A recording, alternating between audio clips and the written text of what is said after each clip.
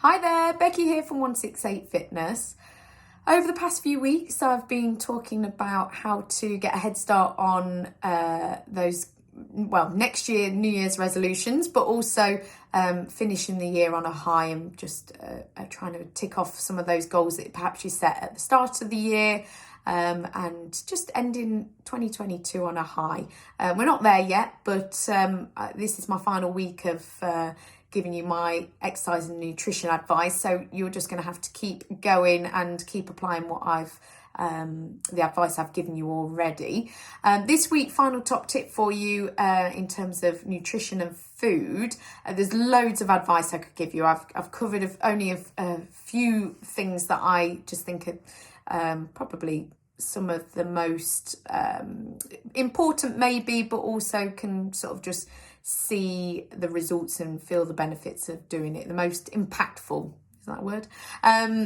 Anyway, so this week, one of the things that I would suggest you doing. Now, this will apply to a lot of people. I did mention last week about everyone being, the other week, sorry, about everyone being different with their nutrition. So that's where I can't give necessarily specific advice. I have to give a very general overview of food and nutrition because everyone is different. And what I say to one person wouldn't necessarily apply to another. But I try and keep it as general as possible. And I do think that this week, although it might not work for everyone, I do think it is kind of something that a lot of people can take on board. So my advice would be this week is to try and increase or swap increasing your protein intake or swapping out maybe some of the carbohydrates in favour of protein. Now, you don't need, generally speaking, especially women, we don't actually need that much protein day to day.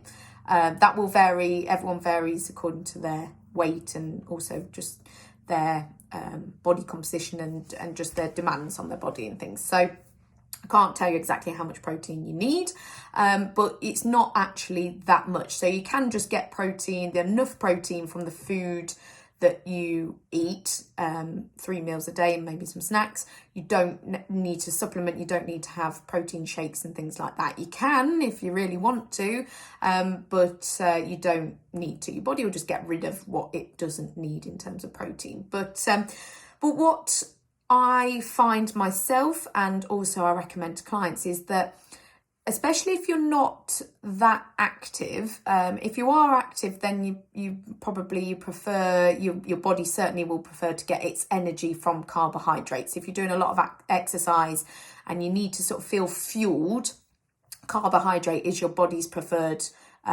fuel. So that's your pasta, rice, potatoes, bread, cereal, grains, all of those things. They're all your carbohydrates. They're the best source of fuel for your body. Protein, on the other hand, is maybe things like chicken, beef, fish, and obviously you've got all your plant-based protein as well. So it's not just now meat and fish. You've got eggs, you've got cheese as well to a certain extent, but you've also got all of your plant-based alternatives as well. They will be high in protein.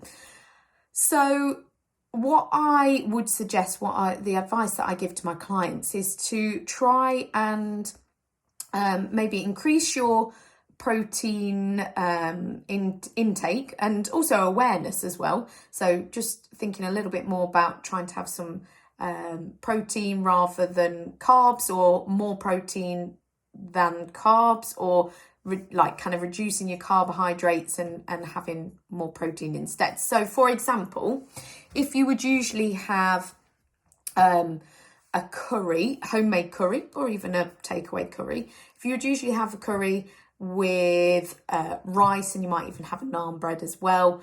For one, we'd probably get rid of the naan bread because it's probably non-essential to our bodies. It might taste good, but we don't need it in the purpose of what we're trying to achieve. We can get rid of the naan bread, I think. So then we're left with the curry and the rice. Nothing wrong with either of those things, but if we're trying to give our bodies a little bit more of what they need and a little bit less of the things that you think like that you kind of crave, then we would maybe just have a smaller portion of the rice and then a little bit more of the curry.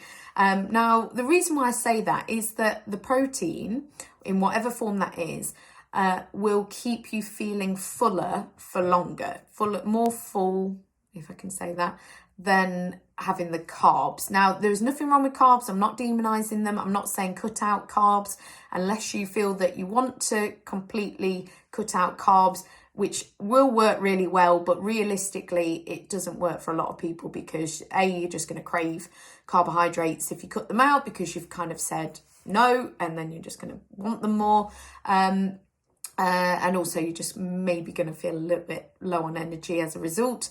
But what I was going to say is, the protein will just keep you fuller for longer. So you probably won't even need that much more, but if you have a little bit more of that and a little bit less of the carbs, then you're going to feel fuller, and then hopefully you're not going to reach for the unhealthy snacks or you're not going to get the cravings of something else afterwards, because that's often what happens as well when you're eating quite a high in carbohydrate diet, is that you're getting the sugar cravings because you just need more energy all the time. And especially if you kind of having those sugary refined carbohydrates, you're going to have a peak of energy and peak of the sugars, and then you're going to have a drop as well, and that's when you feel like you need the next pick me up, and then you've got the slump, and then etc. So if you have the protein, it just helps try and maintain a nice middle ground of energy and just not feeling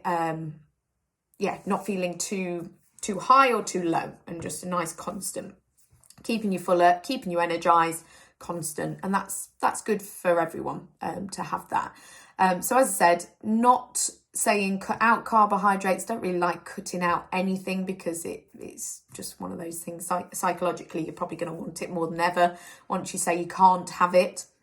So avoiding that language in your head, but just reducing maybe the carbohydrates, especially if they're the sort of unhealthier type kind, and just trying to increase your protein intake in order to keep you feeling fuller.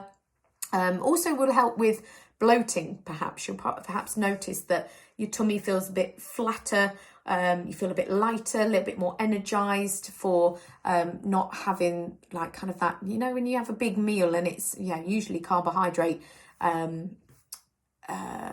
what's the word I'm looking for, like high in carbohydrates anyway, and you just feel like, afterwards you just want to sleep, just feel rubbish after a big meal. That's like, we're trying to get rid of that. We're trying to have that you eat a normal amount of food, portion control, higher in protein. It doesn't need to be like super high. It doesn't need to be just a plate of chicken. It just needs to be a nice balance with a little bit less of the carbohydrates, maybe a bit more of the veg or salad, and some protein, and just feeling good after the meal. It's not feeling super sleepy or tired and having that slump afterwards. So, cool. Anyway, I've given you loads of information. I was trying to keep it short and sweet, and I've failed miserably. But hopefully, you'll be more successful than I am this over the next month or so. If you've got any questions or would like any help with any of what I've talked about over the last few weeks, please do get in touch. I'll be back next week with some more top tips. But for now, have a good week, and I'll see you then.